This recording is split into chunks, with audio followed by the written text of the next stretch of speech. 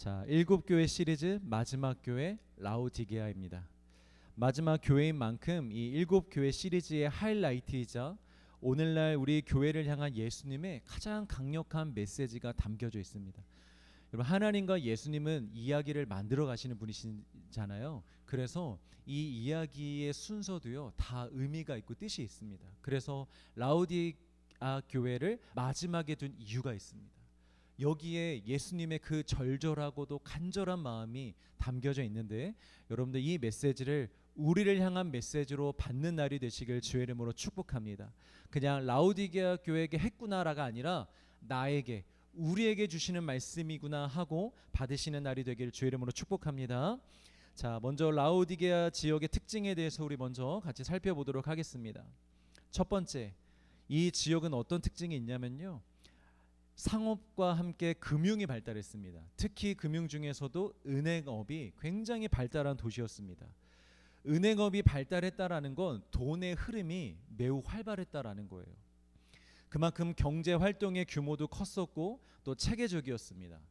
또 여러분, 은행이 활발하다 보니 뭐가 잘 나왔을까요? 대출이 잘 나왔어요. 은행이 아주 빵빵하니까 이 상업자들에게 대출을 잘 해줬었어요. 그래서 상업도 발달하였고, 그래서 단순히 돈이 많은 도시가 아니라 돈이 돈을 버는, 돈으로 도시를 움직이는 그런 도시가 바로 라오디게아 교회였습니다.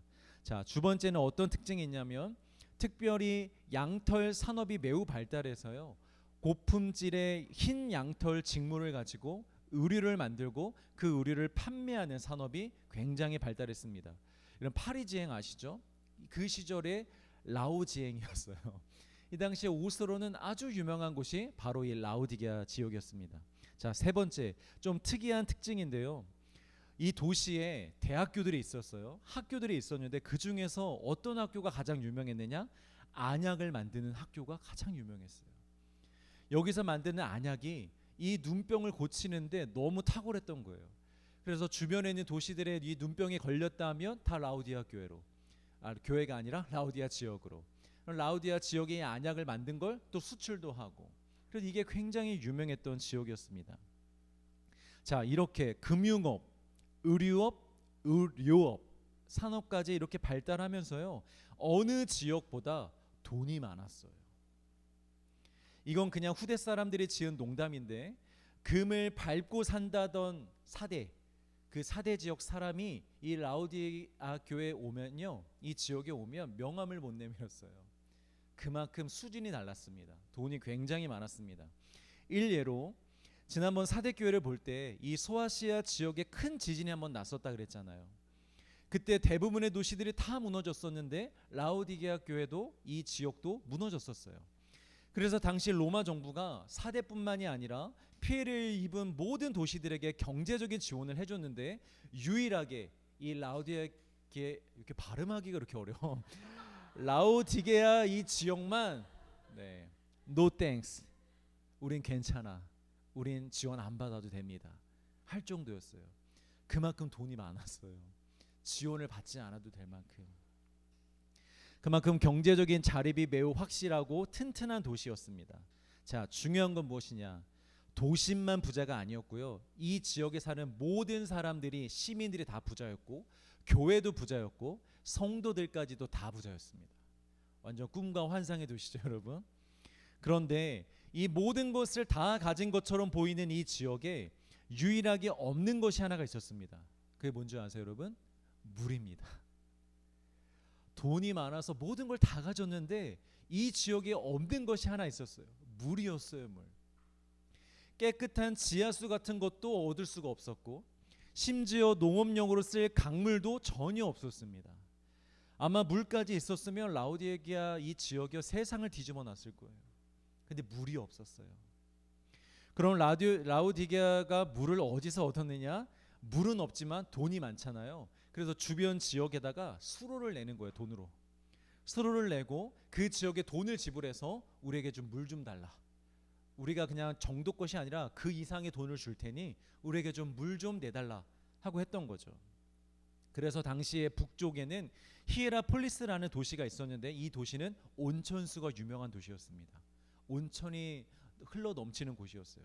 그래서 거기에서부터 길을 내다가 온천수를 끌어다가 얻었습니다. 그리고 남쪽에는 골로새, 여러분 골로새서 아시죠? 그 지역입니다. 골로새에는 식수로 쓸 수 있는 아주 깨끗하고 맑고 차가운 물이 있었어요. 그래서 이 골로새 지역에서 그 찬물을 끌어다가 썼습니다. 이 물이 얼마나 차갑던지 마시면 여러분 아시죠? 머리가 띵한 거, 찬 거 갑자기 먹으면 머리가 띵하잖아요. 그 정도로 매우 차갑고 맑고 깨끗한 물을 얻어다 썼습니다. 자, 그런데 여기에 문제가 한 가지 있어요. 수로로 갔다가 물을 끌어오는데 여러분, 뜨거운 물이 그 7km, 8km 이상을 오면서 어떻게 될까요? 식겠죠. 그 당시에 뭐 수로를 요즘 최첨단 기술로 뭐 계속 보온할 수 있는 기술이 없었을 거 아니에요. 그러니까 오면서 뜨거운 물이 식는 거예요. 그럼 찬물은요? 그럼 찬물도 식는 거 아시죠? 찬물이 계속 그냥 차가울 수가 없어요. 그 수로를 건너오면서 찬물도 식게 되는 거예요. 다 미지근해져 버리는 거죠. 온천수는 이 석회 성분이 들어가 있기 때문에 이 물이 식잖아요. 그러면 특유의 비린내가 난다고 합니다. 그래서 그 온천수를 조금이라도 마시게 되면 이 구역질을 한대요, 사람이. 또 골로새의 물이 찰 때는요, 갈증을 해소하는 너무나 맛나는 물이지만 여러분 미지근한 물이 맛있다고 느껴보신 적 있으십니까? 없잖아요. 미지근한 물은 그냥 물이에요. 그러니까 이 라오디게아 사람들이요, 이 미지근한 물에 대한 짜증과 불만이 있었어요. 우리도 좀 뜨거운 물을 쓰든가 좀 찬물을 먹고 싶다. 왜 우리는 항상 이렇게 미지근한 물을 마셔야 되는가? 미지근한 물을 써야 되는가에 대한 그런 불만이 있었다는 거예요. 자, 여기까지만 특징을 보고 바로 말씀으로 들어가 볼게요. 우리 14절 말씀을 같이 읽겠습니다. 시작.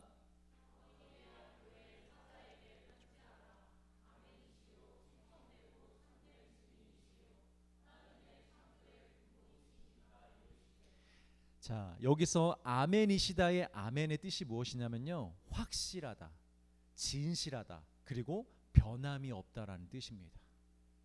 아멘이시요, 변함이 없으시다라는 뜻입니다.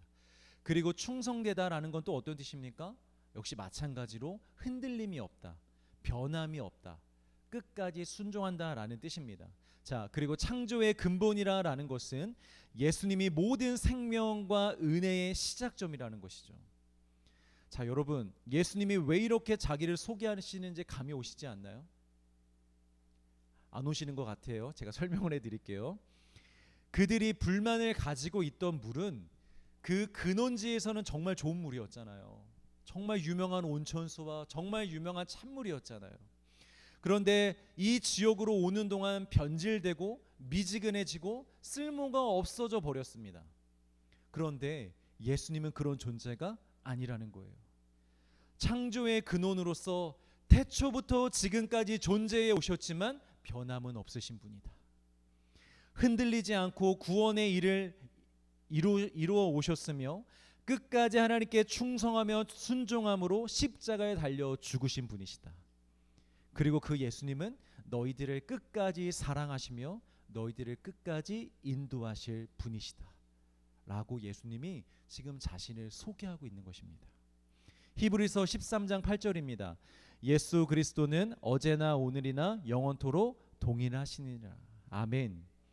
여러분, 예수님은요, 변치 않으시는 분이라는 것이 우리에게 어떤 의미가 있을까요? 여러분, 세상 사람들은요 다 변합니다. 세상 사람들은 다 변하기 마련이에요. 마음이 변하든지 아니면 생각이 변하든지, 그것도 아니면 여러분 상황이 변한다든지, 영원히 우리 곁에서 우리의 기대대로 존재할 수가 없습니다. 다 변하게 되어 있습니다. 여러분, 사람뿐만이겠습니까? 이 세상의 문화와 사회도요 결국은 다 변하게 되어 있습니다. 이 땅에 영원한 것은 아무것도 없습니다. 나에게 가장 큰 위로이자 의지가 되었던 것들이요 어느 순간에는 나를 가장 힘들게 하는 것으로 바뀌기도 합니다. 또 나의 소망이자 꿈이었던 것들이 좌절되거나 사라지기도 합니다. 또 내 안에 있는 사랑도, 나에게 있는 신앙도 흔들릴 때가 있죠. 또 변할 때가 있다라는 것이죠. 그러나 우리 구주 예수 그리스도는 조금도 잠시도 변개치 않으시는 분이심을 믿으시길 바랍니다. 그래서 그것이 우리에게 어떤 의미가 있냐면 가장 믿을 만한 분이다라는 거죠. 가장 신뢰할 수 있는 분이다라는 거예요. 가장 확실한 분이십니다. 여러분, 오직 예수님께 인생을 거시길 바랍니다. 확실한 것에 인생을 거셔야죠. 변치 않는 것에 우리를 맡겨야죠, 여러분. 그럼 괜히 모험하지 마십시오. 모험도요, 가능성이 1%라도 있을 때 하는 게 모험입니다. 가능성이 0%인데 모험하지 않습니다. 여러분, 예수님 외에는 가능성이 없습니다. 이 세상의 것으로 여러분들 만족하실 수 없습니다. 세상의 것으로 생명을 얻고 살 수 없습니다. 세상의 것으로 변하지 않는 행복을 얻을 수 없습니다. 가능성 0%입니다. 이제 우리가 이걸 인정해야 됩니다, 여러분. 이걸 인정하지 않으면 삶에서 계속 결국엔 경험하여서 알 수밖에 없어요. 부딪히면서 알 수밖에 없어요. 그러나 여러분, 지혜로운 자들이 되셔서 말씀으로 인정하시길 주의 이름으로 축복합니다. 아, 세상에는 더 이상 소망이 없구나. 세상은 변하는구나. 내가 의지할 대상이 아니구나.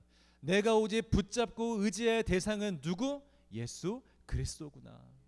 그것을 인정하시고 예수님만 붙잡는 자들 되시길 축복합니다.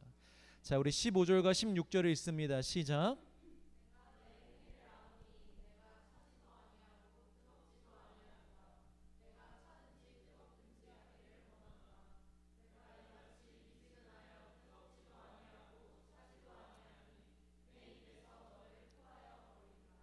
아주 유명한 구절입니다. 먼저 여기서 내 행위를 안다고 하셨는데, 여기서 말하는 행위는 겉으로 드러나 보이는 행동, 남들에게 보여지는 행동만을 의미하는 것은 아닙니다. 우리 마태복음 5장 28절을 같이 읽겠습니다. 나는 너희에게 이르노니 음욕을 품고 여자를 보는 자마다 마음에 이미 간음하였느니라.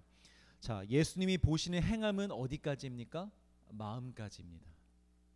실제로 내가 행동한 그 행동, 또 내뱉은 말뿐만이 아니라 우리 마음에 품는 마음과 머릿속에 품는 생각까지 예수님은 다 행위로 보십니다. 그러니까 예수님이 지금 내 행위를 안다라는 것은 너희가 남들 모르게 평소에 품고 있는 마음과 생각, 아니면 혼자 속삭였던 그 말들, 아니면 친한 사람들하고만 얘기했던 그 모든 말까지도 내가 다 알고 있어. 그걸 다 알고 지금 너희들에게 말하는 거야 라고 말씀하시는 거예요. 여러분, 보통 사람들은요, 이 마음과 생각에는 굉장히 관대한 편입니다. 늘 사람과 상황에 대한 불만과 원망과 비판과 비난의 마음을 가지고 있으면서도 나 사람들 앞에서 티 안 냈어. 교회 안에서 그렇게 티내지 않았어. 나 말로 안 뱉었어. 나 참고 잘 넘어갔어. 하면 된다고 생각합니다. 아닙니다, 여러분. 말과 행동은 억눌러 참고 사람들 앞에서 드러내지 않는다고 할지라도 우리가 마음 안에서 계속 그런 마음을 품고 있다면 여러분, 차라리 드러나는 게 낫습니다. 그걸 드러내지 않고 참고 사느니 차라리 드러내놓고 해결하는 게 낫습니다. 차라리 드러나고 책망을 받고 깨달음을 얻고 회개하는 편이 훨씬 낫습니다. 왠지 아십니까?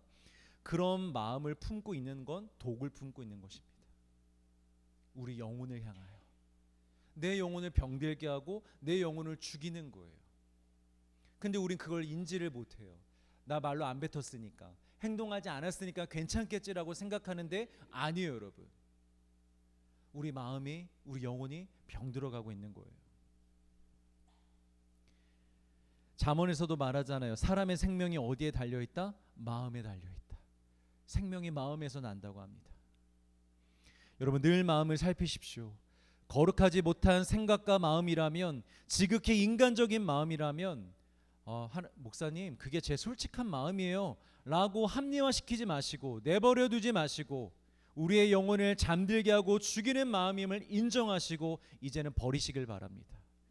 십자가의 보혈로 깨끗게 씻으시길 바랍니다. 그 마음을 내 속에 내버려 두지 마세요, 여러분. 가장 급합니다. 그것부터 빼야 됩니다. 자, 예수님이 꿰뚫어 보신 라오디게아 교회의 행위를 어떻게 판단하고 계십니까? 내가 너희들을 보니 뜨겁지도 않고 차지도 않고 미지근해. 그래서 내가 토해버리고 싶어.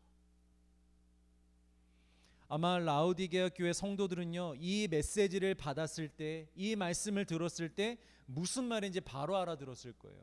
왜 그렇죠? 이 미지근한 물이 어떤지 너무나 잘 아는 사람들이잖아요. 경험적으로 누구보다 잘 알고 있거든요. 그 미지근한 물을 마시다가 토한 경험들이 있는 사람들에게 이렇게 말씀하시는 거예요. 얘들아, 나야말로 너희들을 토해내고 싶다. 나야말로 나를 위한다는 너희들의 섬김을 받을 수가 없어. 자, 그런데 여기서 우리가 오해하면 안 되는 것이 하나 있습니다. 뜨거운 신앙, 뜨거운 것은 신앙, 차가운 것은 세상으로 보고요. 제대로 신앙생활을 하든지 아니면 그냥 세상으로 가든지 둘 중 하나만 해라라는 메시지가 아니에요, 여러분. 그걸 선택하라는 게 아닙니다. 여기서 뜨거운 물과 찬물은요, 둘 다 좋은 물입니다. 이걸 우리가 기억해야 됩니다. 여러분, 온천수는 비록 식수로는 부족하지만 따뜻하게 온천을 하며 우리의 피로를 풀어주고, 또 온천수가 어디에 좋아요? 피부에 좋잖아요. 그 온천수로 피부도 좋아지고 또 생활 용수로도 여러 곳에서 쓸 수 있는 유용한 물입니다. 또 골로새서에서 오는 찬물은요, 가장 중요한 식수로 쓸 수 있는 아주 맑은 물입니다. 그래서 둘 다 중요하고 둘 다 필요한 물입니다. 자, 이것을 신앙적으로 풀어보자면 이런 것입니다. 뜨거운 물은 성령의 충만한 상태를 말합니다. 열정과 헌신이 살아있는 신앙을 말하는 거예요. 여러분, 주변에서 성령 충만한 자들의 모습을 보면 어떻습니까? 굉장히 뜨겁습니다. 눈빛이 살아있습니다. 영혼에 대한 사랑과 복음에 대한 열정이요, 넘쳐납니다. 여러분, 혹시 그런 사람 주변에 있습니까? 우리 교회에 많아지길 주의 이름으로 축복합니다. 만나는 사람들마다 때를 얻든지 못 얻든지 막 복음을 전해요. 이런 사람들은 차를 사러 가서도 복음을 전해요. 집에 청소에, 예를 들어 이사를 하는데 청소한 업체 청소하러 온 사람들에게도 복음을 전하고, 그냥 만나는 사람마다 기회가 될 때마다 다른 얘기하지 않고 예수를 얘기하는 거예요. 예수님 믿으세요? 교회 다니세요? 한번 다녀보세요. 또 교회와 성도들을 섬기는 일에 계산하는 것이 없습니다. 교회를 위한 일 무조건, 성도를 위한 일 무조건 제가 섬기겠습니다. 기쁨으로, 전심으로 교회를 섬깁니다. 또 상황과 환경에 어려움이 생겨도 주저앉지 않습니다. 돌파하면서 나아갑니다. 기도하면 되지, 그까짓 거. 뭐 이렇게 힘들어하고 있어. 우리 가서 기도하자, 예배하자. 주님이 힘 주실 거야, 능력 주실 거야. 능력 주시는 자 안에서 우리가 모든 것을 할 수 있어 라고 고백하면서 돌파하며 나아갑니다. 자, 반대로 차가운 물이 의미하는 것은 무엇이겠습니까? 분별력을 말합니다. 절제를 말하는 것이고, 말씀과 거룩에 있어서는 세상과 타협하지 않는, 죄 앞에서는 얼음장처럼 차가운 모습을 말합니다. 한 원로 목사님이 표현하시길 신앙인들의 가슴은 뜨거워야 되고 머리는 차가워야 된다고 말씀하시더라고요. 근데 이게 정말 맞는 말 같아요. 여러분, 가슴과 머리가 둘 다 뜨거우면요, 어떨까요? 가슴도 뜨겁고 머리도 막 뜨거워. 그러면 여러분, 감정에 치우쳐 실수할 때가 많을 거예요. 무리한 행동으로 주변 사람들을 불편하게 만들 수도 있고요, 자신도 못 견뎌요. 여러분, 그 뜨거움을 어떻게 견딜 수 있겠습니까? 또 여러분, 반대로 둘 다 차가우면 어떨까요? 상상만 해도 닭살이 돋아요. 마음도 차갑고 머리도 차가운 사람을 보면 차분하고 맞는 말들을 하는 것처럼 보이지만 정이 없고 공감도 없고 사랑도 느껴지지 않겠죠. 또 여러분, 반대로 가슴이 차갑고 머리가 뜨거우면 어떻게 될까요? 여러분, 그거 아세요? 심장 위쪽으로 파스도 안 붙여요. 붙이면 안 된대요. 왜냐? 심장 위가 뜨겁잖아요. 그럼 피가 거꾸로 솟아요. 처음 아셨어요, 여러분? 네, 이제 파스 여기 잘 붙이지 마세요, 여러분. 그냥 주물르세요. 피가 거꾸로 솟는 구조가 되는 거예요. 그러니까 마음은 없는데 머리로만 내가 열심히 하려고 하잖아요. 그럼 죽는 거예요, 영이. 너무 힘들어. 견디지를 못하는 거야. 가장 좋은 게 뭐냐? 가슴이 뜨겁고 머리가 차가운 것입니다. 뜨거운 가슴으로 사랑하고 섬기되 차가운 머리로 지혜롭게 분별하며 살아가는 것, 이게 우리에게 필요한 것입니다. 그런데 이 라오디게아 교회는요, 가슴과 머리에 그 어떤 온도도 존재하지 않는 거예요. 성령의 충만함으로 뜨거움이 있느냐? 그래서 담대하게 복음을 전하고 헌신적으로 교회를 섬기느냐? 그것도 아니고, 그럼 반대로 진리에 대한 깊은 이해와 지혜로 각자의 삶에서 거룩하게 정결하게 말씀을 기준으로 살아가느냐? 그것도 아니라는 거예요. 뜨겁게 섬기는 것도 아니고, 그렇다고 말씀으로 살아가는 것도 아니고, 이것도 아니고 저것도 아니고, 복음에 대한 열정도 없고 아낌없이 교회를 섬기는 헌신도 없고 말씀에 대한 이해와 분별함도 없이 그저 형식만 유지하는 신앙생활. 지금까지 해왔으니까 그냥 하고, 해야 되니까 하고, 시키니까 하고, 안 하면 좀 그러니까 하는 그런 신앙생활. 무엇이든지 적당히 하는 신앙생활. 그런 신앙생활을 예수님께서 도저히 받아줄 수가 없다라는 거예요. 여러분들은 어떠십니까? 한번 이 시간에 자기 방어적으로 생각하지 마시고요, 객관적으로 진실하게 십자가 앞에서 양심적으로 생각해 보십시오. 여러분들의 신앙의 온도는 몇 도이십니까? 뜨거우십니까? 아니면 차가우십니까? 그것도 아니면 여러분 미지근하십니까? 오늘 이 시간 여러분들 솔직하게 돌아볼 수 있는 시간이 되길 주의 이름으로 축복합니다. 자, 그런데 라오디게아 교회가 이렇게 미지근한 이유가 있습니다. 17절 앞부분을 같이 읽습니다. 시작.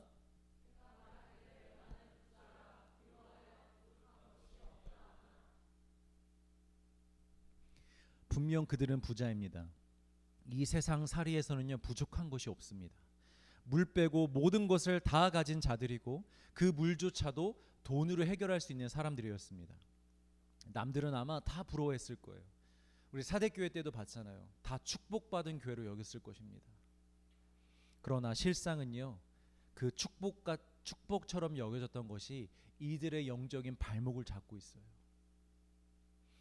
그 육체의 부유함이, 그 빛나는 영광이 오히려 그들의 영을 메마르게 했습니다. 그들의 부족함 없음이 회개의 필요성까지도 없애버렸습니다. 그들의 자랑이 더 이상 살아계신 하나님을 의지하지 않아도 되는 이유가 되어버린 것입니다. 이쯤 되면 아마 다들 이런 생각할 수도 있습니다. 아, 오늘 메시지는 내 얘기가 아니구나. 왜요? 우린 부자가 아니잖아요. 우린 부족한 것도 많고 없는 것도 많으니까 내 얘기가 아니라고 생각할 수 있어요. 그러나 여러분, 과연 그럴까요? 정말 우리는 부자가 아니기에 이 말씀과는 상관이 없을까요? 이 시대의 라오디게아 교회는 눈에 보이는 물질의 많고 적음 뿐만이 아닙니다. 문제는 마음의 상태입니다. 어떤 상태냐? 이렇게 살아도 괜찮아 라는 마음을 갖고 있는 자들은 자기 부자들입니다. 돈이 없어도요, 내가 지금 살고 있는 모습 그대로도 괜찮아 라고 생각하는 게 자기 부자들입니다. 항상 깨어 기도하지 않아도 나 살만한데? 교회 공동체 말고도 나를 기쁘게 해줄 수 있는 것들이 있어. 난 큰 죄는 안 지어. 난 남들에게 피해도 주진 않아. 당장 중보기도를 요청할 급한 일이 없어서 난 괜찮아. 좀 부족하지만 난 지금의 삶에 만족해. 내 삶에는 큰 문제가 없어. 성령 충만, 뜨겁게 헌신하는 거, 거룩하게 사는 거 물론 좋겠지. 나도 그랬으면 좋겠어. 그런데 지금의 삶도 나 나름 괜찮아. 이렇게 살아도 괜찮을 것 같아. 이게 베스트야. 이 정도면 됐어. 여러분, 이런 생각들을 우리가 무의식 중에라도 하고 있다면 우리들은 다 부자들입니다. 이런 자기 부자들이 여러분 결국에는 우리의 발목을 잡는 거예요. 이런 우리의 생각, 괜찮다고 하는 생각이 우리의 영적인 발목을 지금 붙잡고 하나님께 나아가지 못하게 하고 우리의 신앙생활을 더 미지근하게 만들고 있는 것입니다. 그리고 여러분, 여기서 본인들은 괜찮다고 평가하는 게 여러분, 이거 누구의 평가입니까? 자기들의 평가입니다. 여러분, 인생은요 절대 자기 평가로 사시면 안 됩니다. 명심하십시오. 내 인생 내 평가로 사시면 안 됩니다. 여러분, 창세기에서 아담과 하와가 선악과를 먹었을 때 선악을 알게 되었다고 했잖아요. 그런데 그것이 진짜로 선이 무엇이고 악이 무엇인지를 정확하게 알 수 있게 되었다라는 게 아니에요.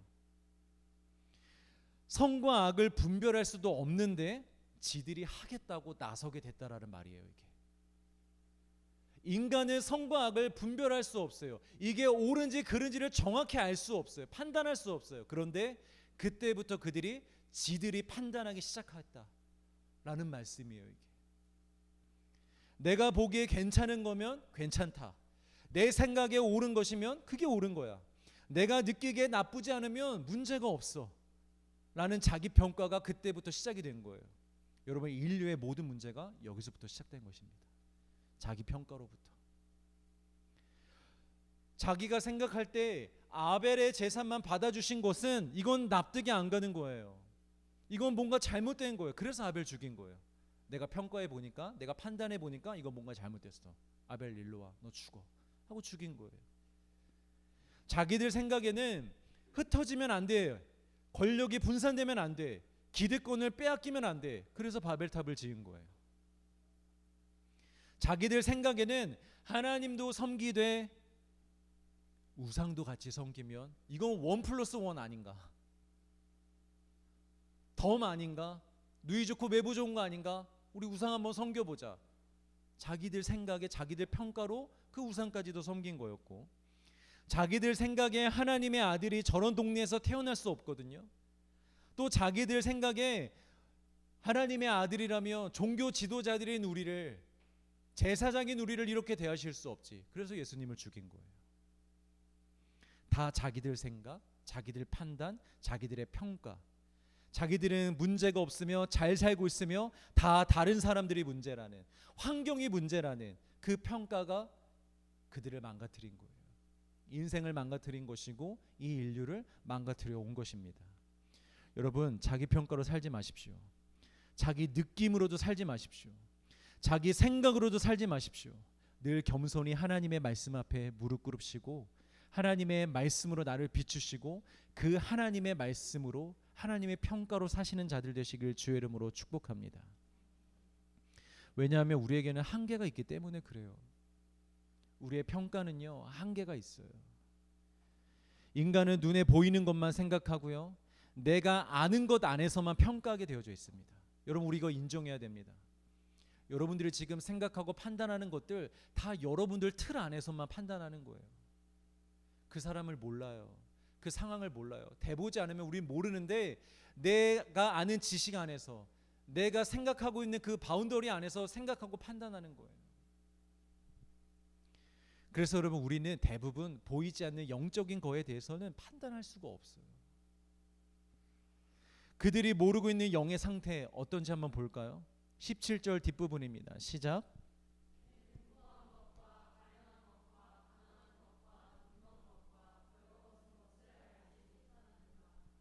자, 공고라는 단어가 뭐냐면 불쌍한 처지, 괴로운 처지를 말합니다. 가련은 뭐냐면 도와주고 싶을 정도로 불쌍한 상태를 말하는 거예요. 그러니까 너희들은 지금 너희가 부자라고 되게 안정되어 있다고 안심하고 있는데, 너희들의 실상, 너희들의 영혼은 지금 당장 하늘나라에 119가 필요할 정도로, 구급차가 필요할 정도로 매우 매우 불쌍한 상태라는 거예요. 자, 그 뒤에 나오는 가난하고 눈이 멀고 벌거벗은 것 같다. 여러분, 이거 한번 잘 보세요. 이 세 가지를 보면 여러분 뭐가 떠오르시나요? 다 그들의 자랑거리였잖아요. 그 자랑거리의 반대들이잖아요. 지금 하나씩 볼까요? 그들은 자기들이 부자라고 생각했어요. 그런데 실상은 가난한 자들이래요. 자기들의 평가로는 우리는 부자야. 그런데 예수님의 평가는 아니, 너희들은 가난한 자들이야.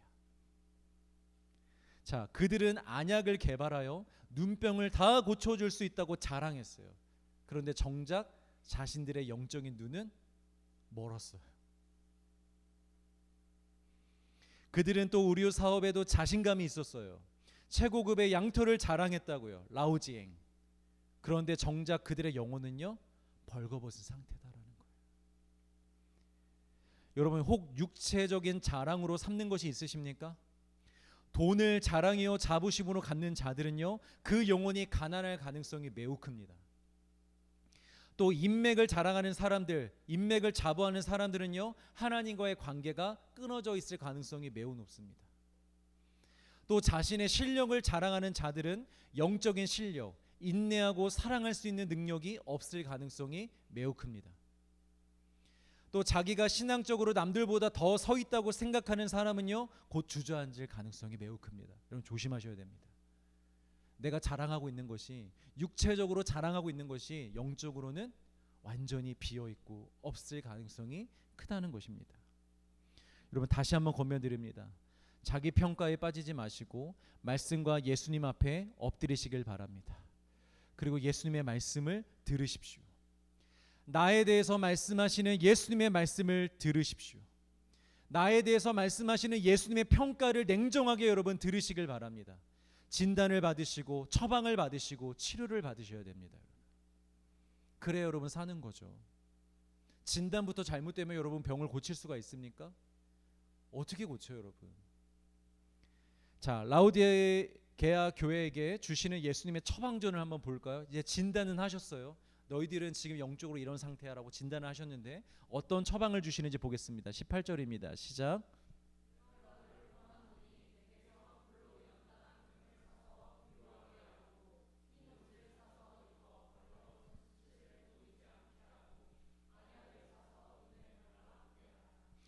자, 우리 예수님 정말 너무 이 센스가 있고 글을 잘 쓰시는 것 같아요.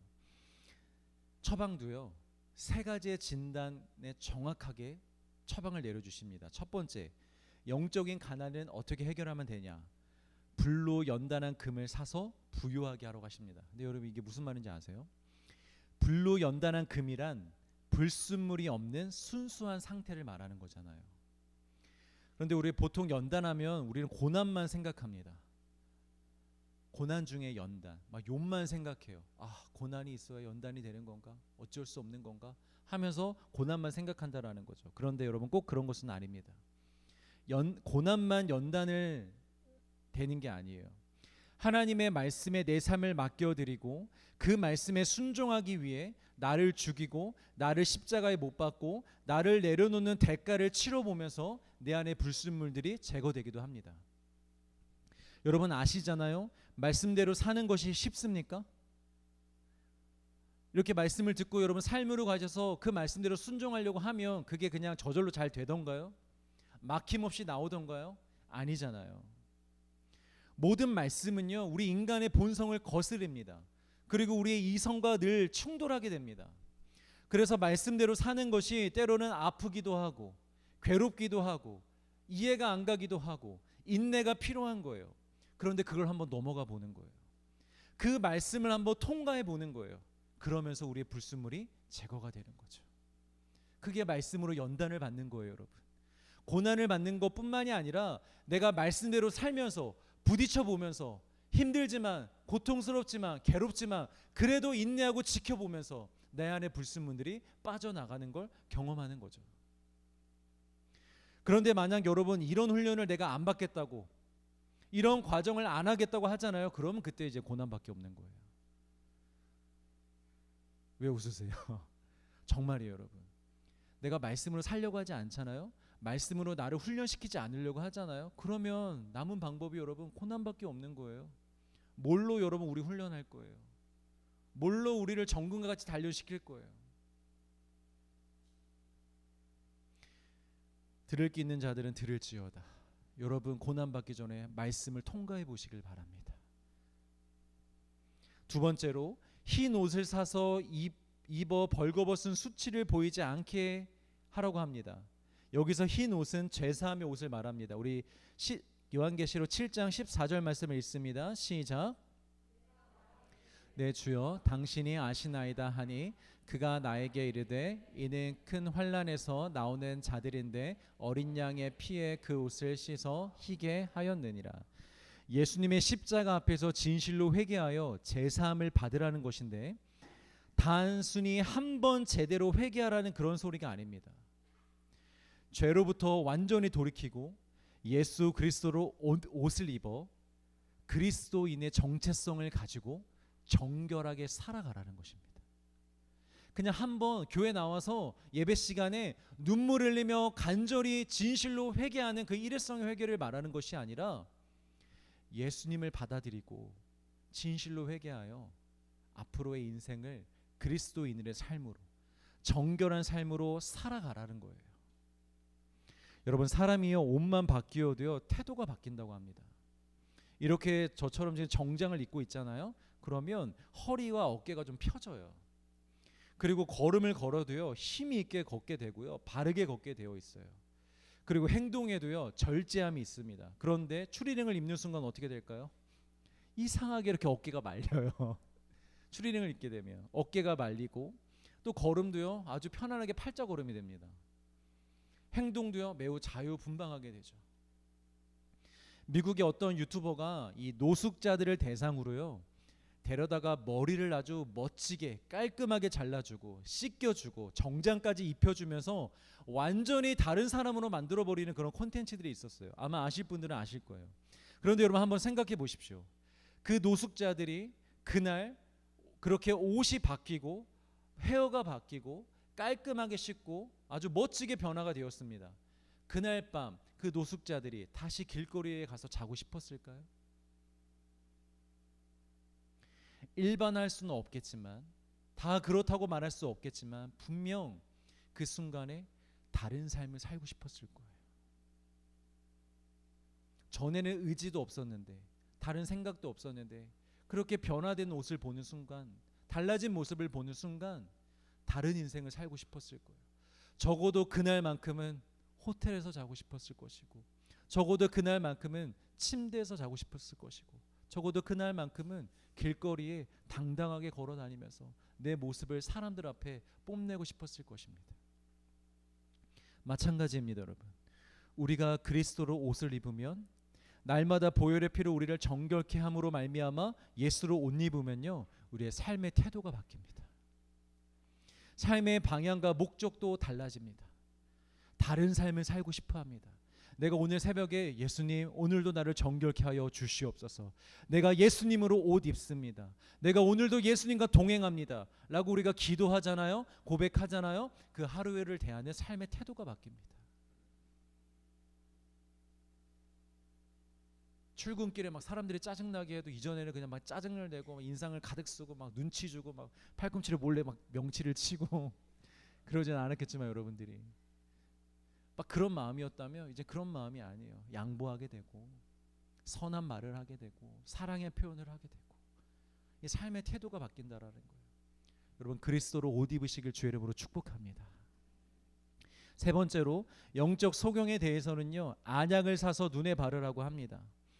라우디게아 하면 안약의 도시라고 했잖아요. 이 영적인 안약을 사서 눈에 바르고 영의 눈을 뜨라는 것입니다. 그럼 여러분 영적인 안약이 뭘까요? 무엇이 영적인 소경이 된 우리의 영의 눈을 뜨게 할까요? 성령입니다. 성령이 오셔야 이해가 가지 않고 보이지도 않던 말씀이 보이기 시작하는 거예요. 깨달아지는 거예요. 여러분 성령의 역할이 무엇입니까? 말씀이 생각나게 하시고 그 말씀을 깨닫게 해주신다. 그분이 우리의 영적인 안약입니다. 사랑하는 성도 여러분, 성령을 사모하시길 바랍니다. 여러분 성령을요 교리나 신학으로 보지 마세요. 성령을 이제부터 우리가 인격적으로 봐야 됩니다. 지금 여러분 나와 가장 가까이에 있는 사람이 누구예요? 여러분 옆에 있는 사람입니까? 아니면 남편과 아내, 부모님? 이런 사람들이 우리와 가장 가까이에 있는 가장 가까이서 관계하는 사람들입니까? 아닙니다. 우리와 가장 가까이 있는 분은 성령님이십니다. 그분은 아예 우리 안에 계십니다. 내 안에 계세요. 나와 하나가 되어 함께하고 계세요. 그래서 우리가 그분을 인격적으로 모셔야 되는 거예요. 그분을 사모해야 되는 거예요. 우리가 그분을 바라볼 때 내 눈 밖에 있는 사람이 아니라 우리 안에 계신 성령님을 바라볼 때 우리의 영의 눈이 열릴 줄 믿으시길 바랍니다. 그런데 내 안에 있는 성령님을 바라보지 않고 자꾸만 내 눈 밖에 있는 다른 사람들과 환경을 바라보니까 영의 눈이 열리지가 않는 거예요. 영의 눈이 열리지가 않으니까 내 상태도 모르는 거야. 이 영적으로 이 세상이 어떻게 돌아가는지도 모르는 거야. 자, 19절입니다. 시작.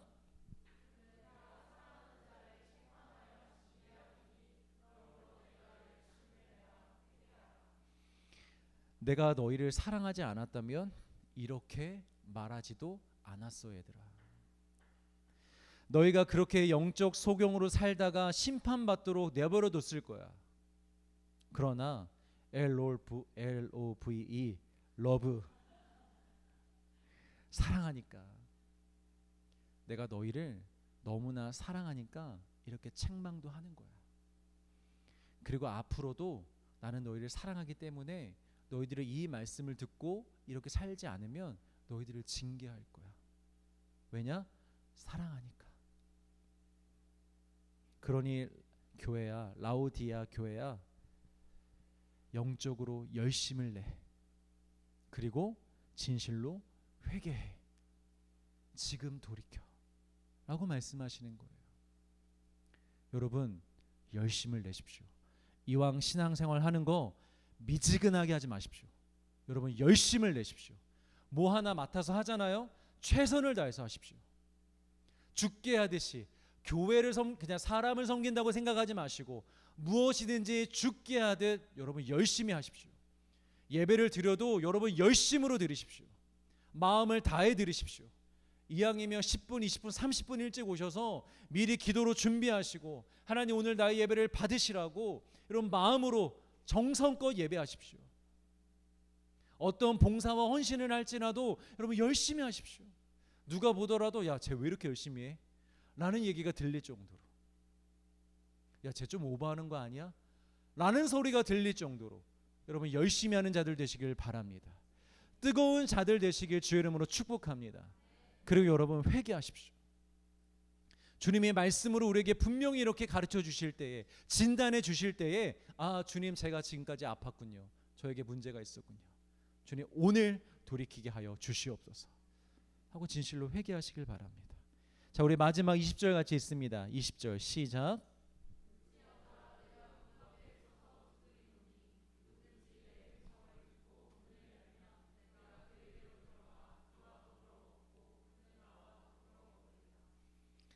여러분, 이 구절이 어떻게 들리세요? 그냥 은혜로운 구절로 들리시나요? 저는 이 구절이 참 우리 예수님이 너무 절절하게 말씀하시는 간절함으로 들려요. 7 교회 중에 유일하게 책망만 받는 교회가 라오디게아 교회입니다. 물론 4대 교회도 공식적으로는 책망만 받은 교회로 우리가 알고 있어요. 그런데 비공식적으로요, 그 4대 교회에게 말씀하실 때 딱 한 절 칭찬이 아주 희미하게 남아 있거든요. 믿음을 지킨 사람들이 있다고 있기는. 그런데 이 라오디게아 교회는요, 단 한 절도 없어요. 단 한 단어도 없어요. 그 말은 예수님의 제일 아픈 손가락이라는 거예요. 칭찬할 것이 없는, 기뻐할 것이 없는, 영적으로 아무 소망이 없는 그런 교회였다라는 거예요. 그래도 포기하지 않으시는 거예요. 문 밖에 서서 두드리노니, 여러분 이거 한번 장면을 우리 한번 상상해 보실까요? 추운 날입니다. 사랑하는 이의 집에 갑니다. 근데 사랑하는 이가, 내가 너무나 사랑하는 이가 문을 열어주지 않아요. 자기는 내가 필요 없대요. 나 없이도 행복하대요. 나 없이도 살 수 있대요. 돌아가래요. 그런데 내가 이 사람을 너무 사랑해요. 그냥 갈 수가 없어요. 포기할 수가 없어요. 추운 날 문 밖에서 두드리고 있는 거예요. 문 좀 열어줘. 내가 널 너무 사랑해. 우리 함께 하자. 여러분, 이 사람의 마음이 어떤 마음이었겠습니까? 얼마나 애타고 절절하고 간절한 마음이겠습니까? 사랑하는 성도 여러분, 정말 예수님이 지금 여러분들 안에 들어와 계시다고 확신하십니까?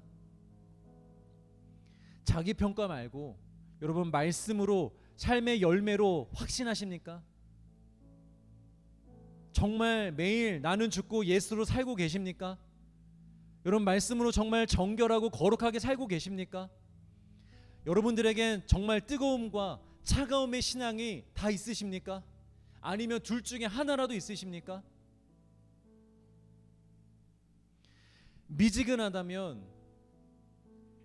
미지근하다고 여러분 잘못될까 봐 두려워하지 마십시오. 괜찮습니다. 지금 주님이 우리 문 밖에서 우리를 향하여 두드리고 계십니다. 혹 지금 예수님이 내 안에 계시지 않고 문 밖에다 두고 예수님 우리 적당히 우리 거리 둡시다. 저는 이 정도면 만족하거든요. 저는 이렇게 살아도 괜찮거든요. 하면서 예수님을 내 문 밖으로 내보낸 자들, 그게 찔리는 자들, 여러분 괜찮습니다. 예수님이 지금 두드리고 계십니다. 사랑하는 아들아 딸아, 지금이라도 열어줘. 내가 지금 너의 마음에 노크를 할게. 지금이라도 문을 열어서 나를 들여보내줘. 그리고 나와 더불어 먹고 마시자. 이게 무슨 말이냐면 나와 함께 동행하고 연합되고 하나가 되어 함께 살자는 말이에요. 진짜 생명의 삶을 살자는 말입니다. 말씀의 결론 맺겠습니다. 사랑하는 성도 여러분, 오늘 이 시간 자기 평가가 아닌 하나님의 말씀으로 우리를 진단하여 예수님이 내 문 밖에 계시다면, 내 마음속에 계시지 않는다면 오늘 영적으로 그 소리를, 노크 소리를 들으시고 마음의 문을 여시는 날이 되시길 주의 이름으로 축복합니다. 예수님을 마음으로 받으십시오.